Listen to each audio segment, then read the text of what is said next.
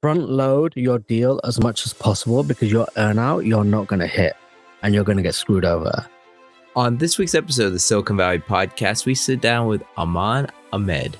He is a seasoned entrepreneur with a diverse background in e-business, venture-backed startups, and brand building, with a keen eye for identifying market niches and driving business growth. Amman brings a wealth of knowledge to our discussion today, where we really dive in deep to a company that he exited recently that he owned 100% of. No venture-backed fund, and even though he had done that in previous companies, we found out why and much more on this week's episode of the Silicon Valley Podcast. Enjoy. Super excited for this week's episode of the Silicon Valley Podcast. Before starting, I want to thank Ahmed Rafai, who's the one that made this introduction that will facilitate this conversation for months now. So Ahmed, he's out there. He's a business broker here in Silicon Valley. So if you're selling a business, he's a great guy to connect with. I'll have his contact information in the show notes. And now, Amman, tell me a little bit about yourself, your career. And before we dive into the questions, tell us a little about yourself up until this point. Yeah, firstly, thank you for having me. And I guess to give a quick overview, being an entrepreneur for about 10 years or so. And, went to university, worked a little bit in recruitment, and then had a few side hustles in music. First, it was Music for Humans, and that was doing quite well. Had a VC-backed company that flopped, and then this dog music thing was a side hustle, and then scaled it massively, self-funded, bootstrapped, and then we got acquired last year, and that was it. Quick overview. Yeah. I love how succinct all that was. That was 10 years over 30 seconds. So exactly. So let's go back to the very beginning, before the company that got acquired, the side hustle, all those. I looked on your LinkedIn, you were an e-business specialist. Well, first off, what does that mean? What does that do? And what skills did you learn from that to be the foundation for everything else you did? Good question. Like, it was one of those things that I don't even know what it is, but I think it was basically, it was a recruitment company that I was working for, and it was recruiting for Oracle enterprise software developers, I believe it was. And in terms of that, to be honest, like, recruitment it's a grind. It's so damn hard. And I remember graduating, and I had a decent degree, a placement year behind me. Yeah, I did a year at Hewlett Packard. So I thought, okay, this is enough foundation for me to get a job. And I just struggled to get a job. All my friends were getting jobs, and for some reason I wasn't, even though I had everything on paper. And then I ended up going into recruitment, the promise of, making money on fees and all that stuff. So went into that, and it was IT recruitment, and it is insanely hard, but I think whoever does it, respect, because it teaches you the absolute now connect the dots looking back. It teaches you the foundations of building a business, like being relentless, building a business, just having those sales skills, those communication skills, everything. It was the hardest job I ever had, but the most valuable one. Wait, so would you consider that even harder than when you were a founder of a company, or is that hardest of ever being an employee? The hardest of ever been an employee. And I'd say there are elements of it that are harder than being a founder. And I think a lot of that is that, door to door, not physically door to door, but just selling, picking up the phone and selling, picking up the phone and selling. It's probably one of the hardest skills, but if you master it, or even if you don't master it, if you become at least okay at it, it sets up an incredible foundation for you to go and build a business. Were you using any of those skills that you picked up then, that hustle, those sales skills, for your venture-backed company? 100%, yeah. Like when I was VC-backed, it was obviously pitching. I guess in the intro, how I pitched in 30 seconds, I guess because I got so used to just summarizing everything in such a quick and efficient way when you're pitching. I'm sure a lot of founders that are trying to raise money know that you have to be like super efficient at communicating. And obviously, I'm not perfect, but always learning. And I think, yeah, when you're recruiting employees, pitching to investors, partners, press, whatever it is, everything is you just need to know how to somehow pick up the phone and build like a relationship. So I think that created an incredible foundation for sure. So one of your companies was venture backed, one wasn't venture backed. What's the benefit of either being venture backed? What's the pros and cons of either of those routes? Do you know what? It's an interesting one, actually. I don't think it's a pro and con. I think it's what type of founder you truly are and what type of founder you feel comfortable being. So, like, some people prefer like being venture backed, having co-founders and VC, and I think that gives you the access to building a company that you could potentially make 100 million, 200, a billion, a few billion, whatever. Um, and some people are CEOs in the sense that they can work that way. Um, but for me, I realized I'm not that type of person. I value lifestyle freedom always, always. And I think it goes back to the first book that was ever introduced to me, which was a Tim Ferriss 4 Hour Work Week. Like that book made so much sense to me. Um, it was scary how well I connected with that book. That I thought, oh, wait, this is a bit too easy. Like, emotionally, it just felt a bit too easy. But I realized, after having a venture back company, I had to take it back to the foundation of that book. Why did I want to build a business? Obviously, to have an impact uh, and to have lifestyle freedom. And, I guess it's one of those things like once you have $10 million versus $100 million or whatever it is, your happiness factor tends to tail off anyway. Um, so I thought, okay, I prefer not to be VC backed. And to be a bit more specific for me personally, I'd say the pros is obviously you have people around you, you have experts around you, you have co-founders. It's just less of a lonely ride. The only thing is you can't make decisions that quickly, which I say is a con.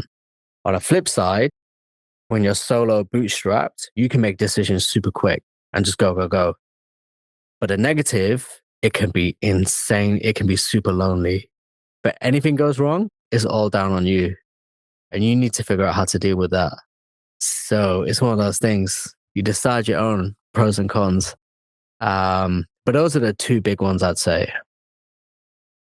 So let's go back. That what was the company that you did that was venture backed? What was the company that you then created later that wasn't? That was your side hustle. And how did you go from the venture back to saying, hey, I'm only working 14, 16-hour days. I have plenty of time for this side hustle. Yeah. So the first company that was venture backed it was a music discovery app. I guess it allowed you to. What we did is we collected a lot of independent unsigned artists and just create this whole database, and it just made it easier for you to like discover and build a playlist super quick of new up and coming artists.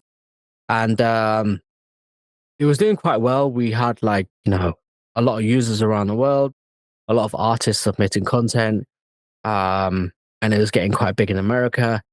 I think, yeah. So then we raised some angel money, VC money. We had co-founders, advisors, all that stuff, and it was there. It was all being built in Manchester. And I remember like going out to LA and being introduced to a bunch of funds, investors, all that stuff, and they wanted us. They were like, "Come to LA because this is the place. This is the place to be, especially with what we're doing, and we're going to get a lot of introductions and help us grow at the time." But it was one of those things where I guess I made that decision to stay in England because I thought it'd be, maybe let's build a media company out of Manchester. Let's be the first to do something. But maybe that was a step too far because it's very hard to find people into believing your vision to back the next round and the next round and the next round. So that was yeah. I'd say definitely a difficult and interesting learning lesson when you have investors and founders and advisors and all that stuff. It was a bit of a roller coaster for sure. So during that, when did you have time to do the side hustle that ultimately became the huge success? Like, was it just nights and weekends, or were you, you know what, I'm just gonna give this to another founder to work on and do this on the side? Like, how did that shift happen? And were the investors okay with it? Yeah, so the investors were okay with it. So which was really interesting is like this side hustle was actually running on before that VC backed company anyway. So it was music for humans and it was only making like a few $100s a month anyway at the time. So the investors like, oh whatever, okay. And and it just slowly started growing. I think it was just it was easier to apply that Tim Ferriss model of automation and outsourcing and all that stuff. So I was like, okay, the music producers, the website, the SEO, the social media, just hire a bunch of people, interview them, hire them. Okay, do this, this, this. These are the KPIs. So I just became like very efficient. So it was weird in the side hustle. I was using that Tim Ferriss 4 hour work week approach.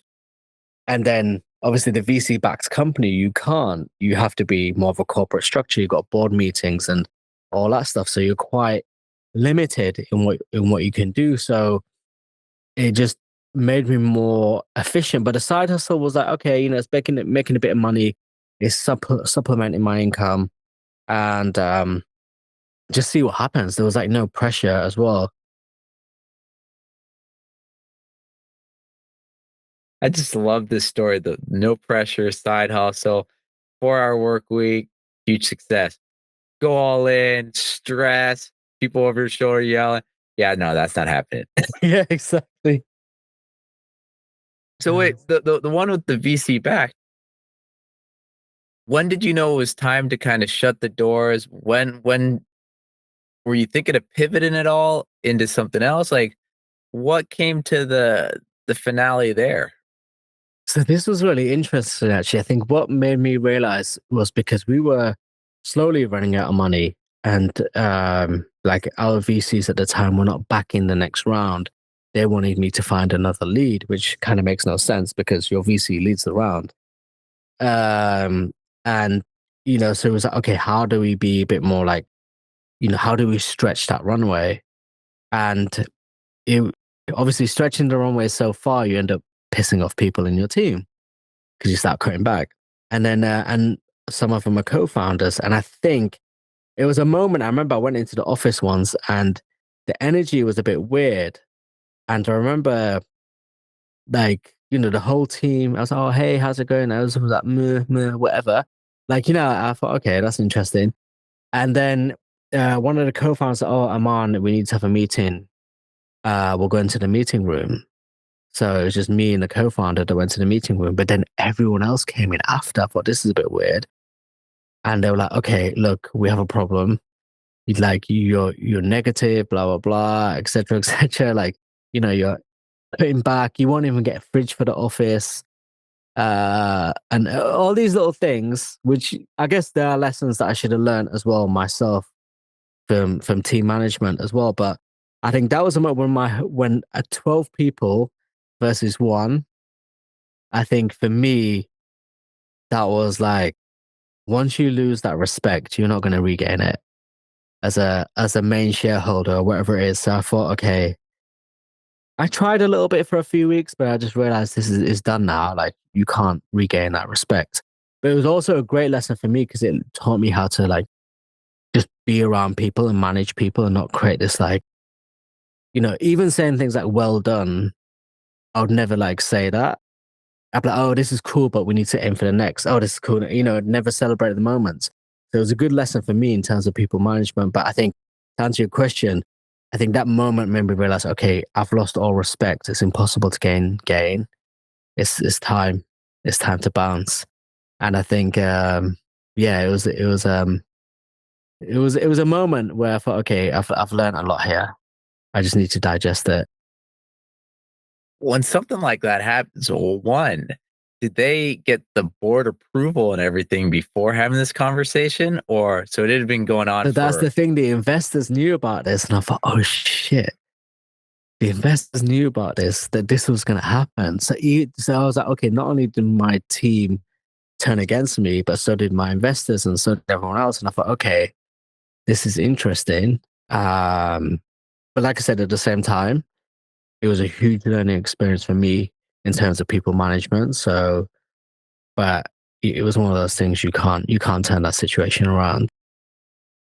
so how did you recover? Did you go on a spa trip? Did you, I don't know, take up yoga for 6 months and go to some retreat? Like what was the, digesting from this company you spent years building to now I got to do something else? There was no time off whatsoever. I think it was just more like I thought, okay, what I did is I had just a bit of time to like mentally switch off and to just meditate and just think and all that stuff. And I remember went into a meeting room by myself, and there was like a whiteboard, and I just looked at the whiteboard. I thought, okay, my life has two paths. One path is I turn the situation around and I raise money and I grow this into like potentially $1 billion company or whatever it is, and then we have this magical exit. Or I have this side hustle that's making, I don't know, I think it's making $1,000 a month at the time. And I thought, okay, if I just go all in on this and see what I can turn it into, worst comes to worst, I'll make a 6-figure salary if I grow it. So I thought, okay, let me just take this approach and let me go back to what it is that I feel comfortable with as a founder. And that's the moment where I realized I cannot be a CEO. A CEO is someone that works crazy hours, that manages loads of people, blah, blah, blah, and thrives off it. I guess the best example is like Gary Vee, for example. Like he looks like he works a lot. You can just see it on his face, right? And I thought that's not the type of person that I want to be. I want to be able to have everything running on autopilot and having my lifestyle come first and my like mental health, physical health, all that come first. And then business goes around it, not the other way around. And that's when I thought, okay, let me try this. It was a moment of a clarity just with a blank whiteboard.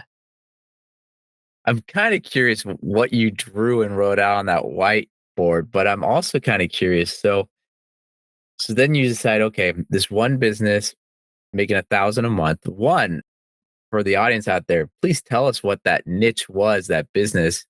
And then like what was the business model? What was your KPIs, your goals? How did you set anything on that whiteboard where you're like, okay, $1,000 this month. By the end of this year, we're gonna do 10,000 or so a couple questions there. Did you pressure yourself for any goals, KPIs for this new side hustle? Two, what did you put on the whiteboard? Did you draw out like a vision board or anything like that? No, do you know what's really interesting actually? I've done this always through business. Um, in terms of KPIs and all that stuff. I operated from a place of very few KPIs and because that would reduce pressure. And it just be like, okay, let me approach this creatively. And for me, it was just, I think the minimum was that, okay, if I can make £60,000 a month, I don't know, what's that, $80,000 or something. I thought I could be okay um, with that. So that was my like one target. And the rest was just like, you know what? Just take it easy. Just chill. You've just had a hard ride. Just experiment, be creative, and see where you get to. And that was it. And the whiteboard, it was just simple. It's like, okay, the first business raw mix, which was pretty much like, okay, the whiteboard was like, win my team back, which would be impossible once you lose respect. Raise money, raise money, scale to this many users, blah blah blah, exit or whatever. So there's more details on that side, and then the side hustle side, I was like, okay, just me and just a whole blank space, and then just maybe the words maybe 60K. It wasn't even a time. It's like maybe I'll get there, and the rest was just blank. Okay, so gosh, talk talk about extreme. But okay. So question there. You built that next company, the side hustle. It was on YouTube. First off, I still don't think you've actually told our audience what that side hustle is. Were you worried about building it on a third party platform that you ultimately have no control over?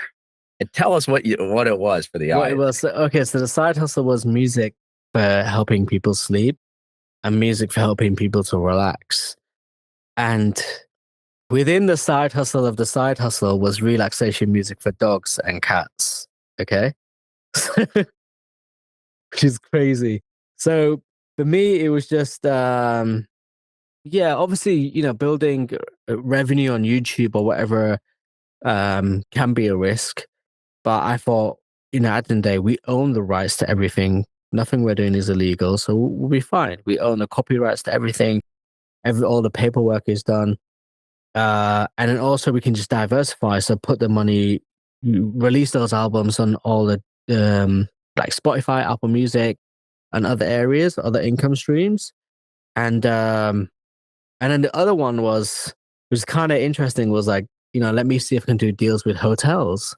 And this goes back to like recruitment. I was literally just picking up the phone and be like, okay, can I speak to the VP of hotel management or whatever it is? Blah, blah, blah. Just literally just had a list, just going through them. I thought, oh, wow, my recruitment skills are kind of paying off.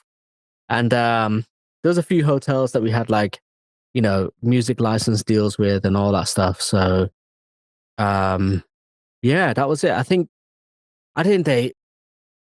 You always, but most businesses are built on some sort of third party platform, is kind of the reality.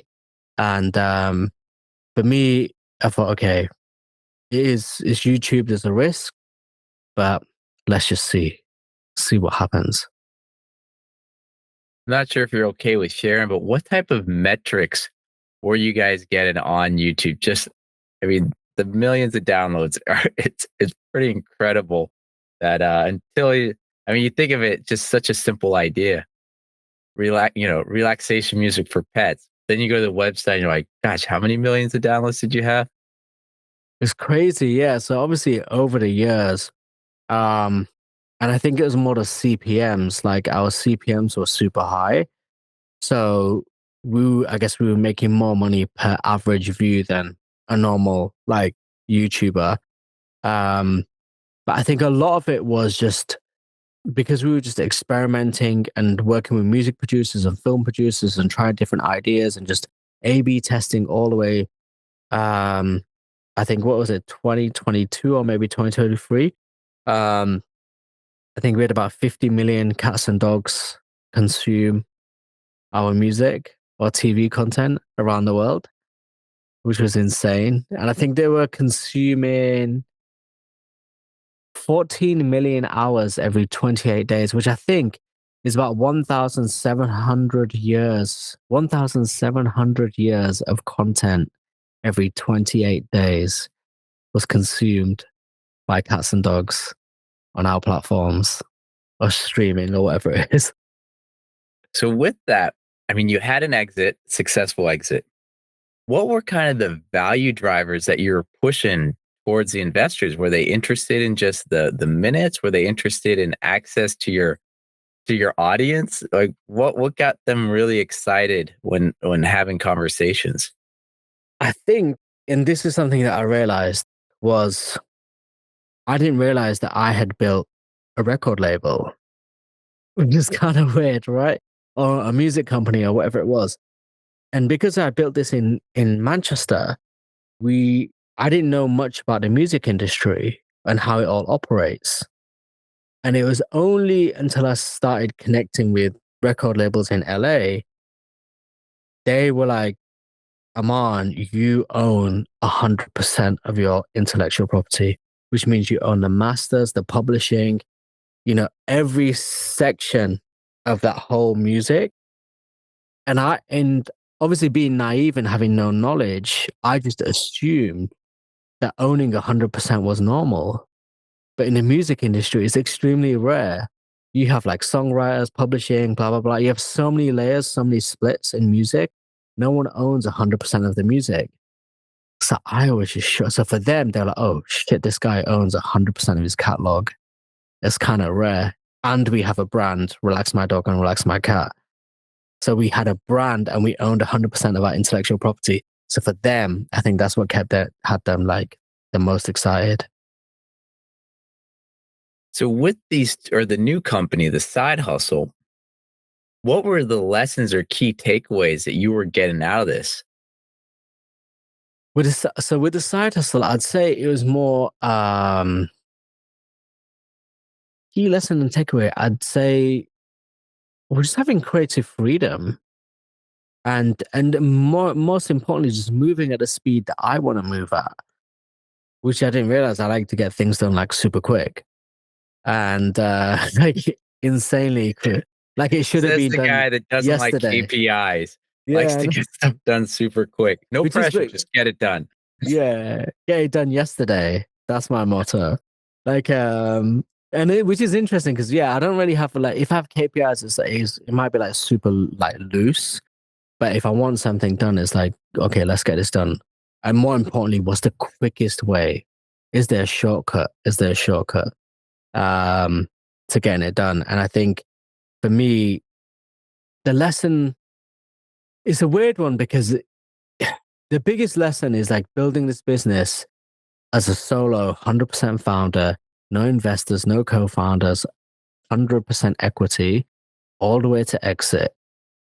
I think the biggest lesson is learning how to deal with loneliness in the sense that you can't really bounce ideas off of anyone. You can't speak to anyone. No one, especially with the idea this crazy, like it's never been done before. And I think the biggest lesson I learned is, okay, I can't speak to anyone. And even if I do speak to someone that's an expert, they're not really going to understand this. So a lot of it, I'd say the biggest lesson I learned was truly being in tune with my intuition and my gut and just making a lot of decisions based on feeling, which is probably not in certain areas, where you just, that's all you have. And you have to learn how to do that. Okay, so you exited, transitioned. Now you're a brand ambassador. You're working at this big company.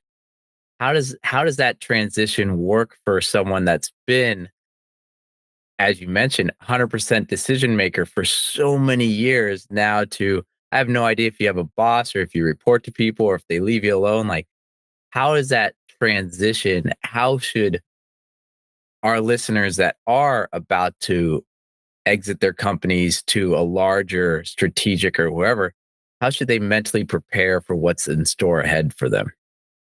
I'd say the first thing is it depends on the deal structure. Obviously, I can't go into the details of my deal structure, but all I can say is that it's everything that I wanted and more. So as a result, like, I was just very happy. At some points, I pinched myself. I'm like, this is actually a really good deal that I got. So I'd say it depends on the deal structure that they have, but it definitely is an adjustment because you're no longer the center of attention. You become a cog in a large corporation. And I think it's weird actually because I went on a ski holiday at the start of this month, and it was the first time I submitted for holiday approval to my boss. Do you know what? Do you know what's so interesting? On the flip side of that, I thought, wow, this is the first time I get to take annual leave. I don't have to open my laptop. I can actually enjoy a holiday. So for me personally, like I kind of love it now. It's only been 6 months. Who knows? Maybe another 6 months I might go crazy. I don't know. But this company gives me a lot of freedom. Um, and I think when I need them, I need them. If not, there's a lot of like autonomy in that aspect. I do think I got lucky because there are other people that have exited that have had really bad earnout terms and all that stuff, etc., etc. I would say whoever's about to exit, front load your deal as much as possible because your earnout you're not going to hit and you're going to get screwed over. So front load your deal as much as possible, and it depends because there was another company that was interested in the acquisition, but they were like super corporate. When there's like 100 words on a slide and it's just this like their slide deck is like super structured and all that. These were like ex private equity kind of company. And I thought, okay, this is a corporate that's going to annoy the fuck out of me. I'm not going to fit in this structure. Um, Whereas, Great Music Group that acquired me seemed to be like, pretty chilled, offers a lot of creative freedom. And yeah, so I'd say was lucky to structure a deal that worked for me. And I think it also depends on the company that's about to exit. If you're about to exit, it depends on the structure they have before exit as well. Like how much of their intellectual property they own, how many investors, stakeholders, all that stuff. So I'd say have your business. I was very lucky. My business was super clean. Like structurally, it was so clean that it was just literally just, you hand it on a plate and go, here you go. And the transition is easy. Now, So now, it made did it you have easy. to prepare or anything for that acquisition? I mean, were you thinking, I'm going to sell this year? I'm going to get all these processes in order. So it's this clean handoff, or was it just a sudden, hey, we're interested in your company? You are? Oh, what's the offer? Okay, I'm interested in selling. Like, how was that? Were you thinking ready to exit, or did it just happen? So into the back of my mind, I always built my business in a way where it's like someone looking from the outside in. So always like if someone was looking in the outside in, how do I make this clean? But I never had the in the back of my head to exit. But however, in the UK, I don't know how it is in like the US, but once your EBITDA goes above a certain number or goes over £1 million EBITDA, um, that information is public on Companies House in the UK. And what happens is a lot of M&A firms will approach you and be like, oh, we can sell your business, blah, blah. And obviously you get hit up so many times, you're like, okay, what can you do? And then a bunch of M&A firms they were looking in the wrong place. I guess they were looking in the obvious place. We make music and TV for cats and dogs. Who best to sell to? Maybe someone like a Purina or a Mars or a pet food company or something like that, or a pet retailer. And in the UK, it was kind of shopped around, but none of these pet related companies were interested, which was kind of weird. So I thought, okay, that's interesting. And because a lot of them were like, oh, this is such a unique asset. We don't even know what to do with it. We don't even know what to do with it and all that stuff. So I told the M&A guys, just, just forget it. Like, it's not worth it. You said you could do this. Obviously, nothing happened. Let me just go back and continue building my business. And then it was just through like, maybe a year later, through like a random LinkedIn message about doing a licensing deal. And then from there, it turned into an acquisition conversation very quickly, very quickly. And I think it was more the fact that it was more of a realization that, oh, I am a music company, not a pet related. I'm a music company that happens to entertain pets, but I'm a music company first. Before I always thought I was a pet company first. So that's when I found, oh, okay, this is where the buyers are, not over there. But that's an inbound approach. It was no M&A involved. So, Mom, what's on the horizon? What are you going to be working on in the future? What are you going to start another company? I mean, most entrepreneurs seem to go 6 months and then start their next thing. Like, what should we look for you in 2024, 2025? Honestly, it's the same thing. Like when I was building this business, I always plan like 3 months ahead and nothing further. And right now, for the next 3 months, there's a lot of things I want to do here within like the business that acquired me. Um, do I want to start another company? I don't know. I'm not thinking that far ahead yet. Um, this I'm learning a lot about the music industry. Uh, being part of this company now. So let's just see how things go. Every month, that's it. Month by month. Not thinking any further ahead than that. But I tell you what, it is good to kind of, after being a founder for so long, you do realize once you come out of it selling your business, I think a lot of founders might realize is you look back and you'll ask yourself, how the fuck did I not go crazy?